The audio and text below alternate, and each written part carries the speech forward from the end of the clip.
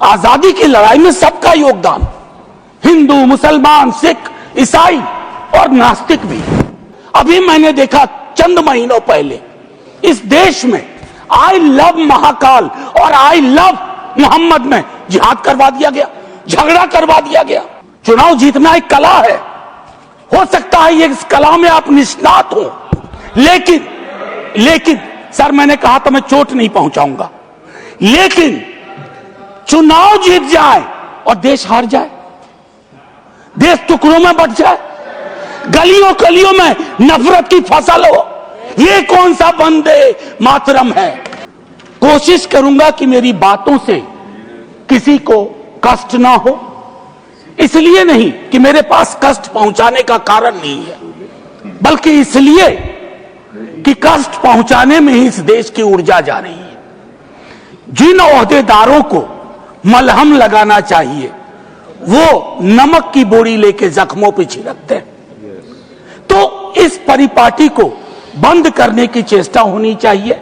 मुझे स्मरण है कि कई साथियों से जब बात होती है, सत्ता पक्ष के भी हैं, वो भी ऐसा ही विचार रखते हैं। गर्व की बात है कि क्योंकि ये गीत हमारी सांस्कृतिक और भावनात्मक एकता, पहचान का प्रतीक, बंगाल में लिखा गया लेकिन सरहद पार कर गया। सिर्फ इसलिए नहीं कि इसके बोल बहुत अच्छे थे, इस गीत के स्पिरिट को देखिए।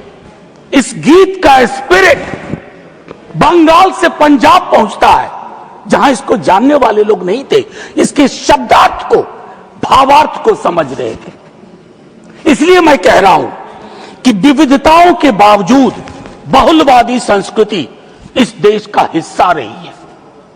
हम ऐसे ही पले बढ़े हैं। कोई नुक्कड़, कोई गली, कोई गांव नहीं है जहां हमने हिंदू, मुसलमान, सिख, ईसाई, नास्तिक ना देखे हों। आजादी की लड़ाई में सबका योगदान, हिंदू, मुसलमान, सिख, ईसाई और नास्तिक भी। अपने जीवन के एक बड़े हिस्से में मैं भी नास्तिक, जब मैंने भगत सिंह को पढ़ा, मैं नास्तिक क्यों, तो मुझे गर्व होता था कि भगत सिंह वाली परंपरा। एक चीज मैं इससे पहले कि कहूं, एक महत्वपूर्ण चीज कहना चाहता हूं। मैं इस सदन में जितनी बार बोला हूं, नेहरू जी जरूर यहां चर्चा में आते हैं। जवाहरलाल नेहरू। सर मैं कांग्रेस का नहीं हूं, लेकिन अपने को नेहरूवादी मानता हूं, गांधीवादी मानता हूं, अंबेडकरवादी मानता हूं, और परस्पर विरोध नहीं है। इनका तब के वक्त में विरोध था, लेकिन मैं आज कह रहा हूं, अगर कोई ऐसी व्यवस्था हो कि ये पृथ्वी पे आएंगे ना, तो एक मोर्चा बना लेंगे एक साथ मिलकर।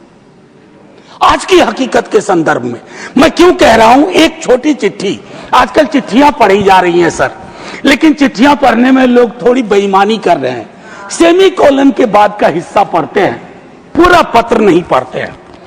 अमृता शेरगिल जी जवाहरलाल नेहरू जी को लिख रही हैं, यह है नवंबर 6, 1937। सर गौर कीजिएगा, बहुत प्यारी खूबसूरत चिट्ठी है।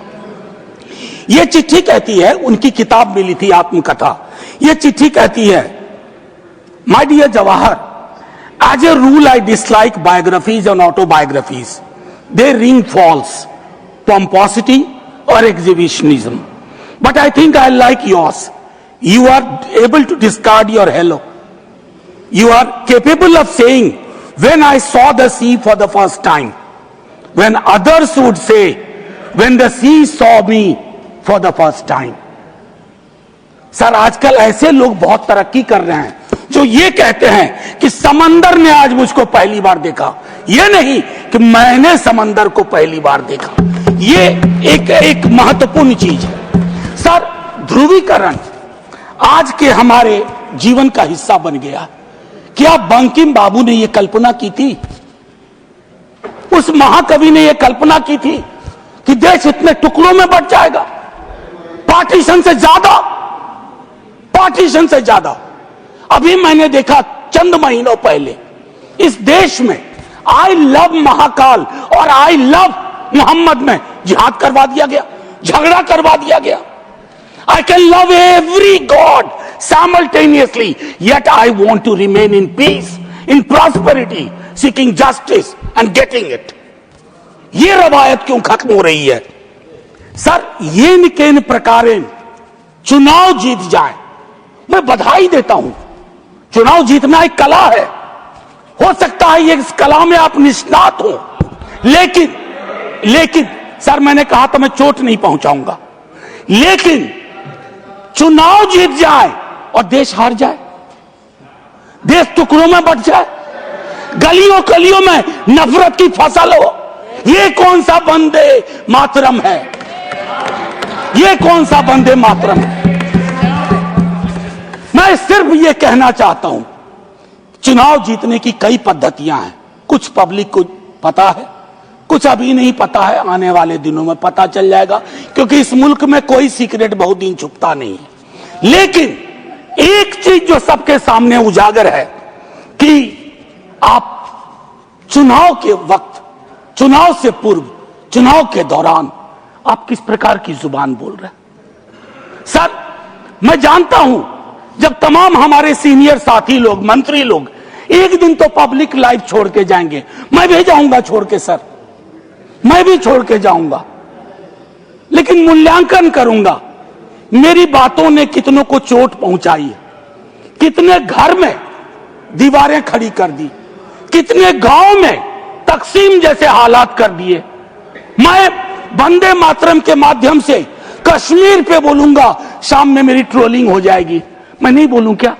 चुप हो जाऊं भय से, डर से? सर, 1 मिनट का वक्त दीजिए, मैं ज्यादा वक्त, मेरे दूसरे स्पीकर हैं वो बोलेंगे, बस मुझको 1 मिनट का वक्त दीजिए, मेरी बातें अधूरी रह गई हैं। लेकिन ऐसे अवसरों पर अक्सर होता है, सालगिरह जरूर मनाएं, गिरह का ध्यान रखें, वर्षगांठ जरूर मनाएं, गांठों का ध्यान रखें, और अगर वो न कर पाए तो इतना जरूर करें, इन महापुरुषों को, इनकी रचना को अपनी राजनीति का अवसर न बनाए, औजार न बनाए। और एक आखिरी टिप्पणी करूंगा, पहले भी कह चुका हूं सर, इस सदन में पक्ष विपक्ष दोनों तरफ महापुरुषों को याद करने वाले लोग हैं। सर, 30 सेकंड और दे दीजिए, न जाने उस कुर्सी में क्या है जो बैठता है, जो बैठते हैं। सर, बस 30 सेकंड दे दीजिए, मैं 30 सेकंड मांग रहा हूं। प्लीज, मैं सिर्फ इतना कहना चाहता हूं, मैंने पहले भी कहा, प्रधानमंत्री जी को एक्चुअली बीजेपी के लोगों को नेहरू का धन्यवाद करना चाहिए। वो पॉलिटिकल लाइफ जैकेट की तरह इस्तेमाल किए जाते हैं। Nehru ji political life jacket. इसलिए कल सदन में एक नेता ने कहा, मैं आज यहां दोहराता हूं, एक दिन तय करिए और तय करिए कि मुकदमा हो, आप भी जिरह करिए, हम भी जिरह करें। मैं इतिहास का छात्र हूं, दिल्ली आया था एमए हिस्ट्री करने, धारा थोड़ी बदल गई, लेकिन आज भी इतिहास को संदर्भ में देखता हूं। 1937, 1905, 1915 की बातें पढ़ूंगा तो पूरा पैराग्राफ पढ़ूंगा, सेमीकोलन के बाद नहीं पढ़ूंगा। और मेरा इतिहास बोध 14 से पहले का है, 14 के बाद का नहीं है। जय हिंद, वंदे वंदे।